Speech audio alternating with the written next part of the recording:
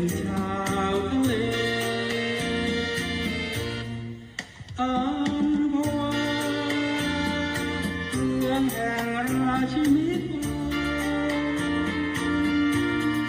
เกิดจำรู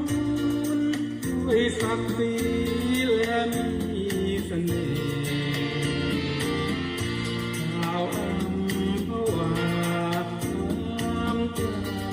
ไม่รวนจากนวลแทนขัดสาวชาวอัมพวาบางคนที่ลิ้นจีหวานน้ำตาลมะพร้าว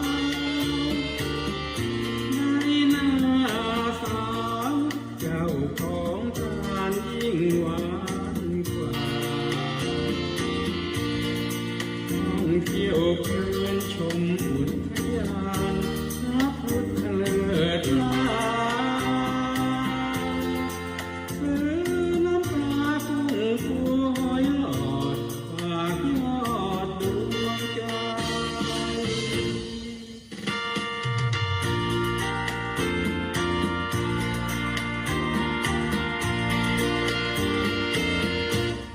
สมุทรสงครามน้ำเมืองเรื่องลือชาพระปฏิ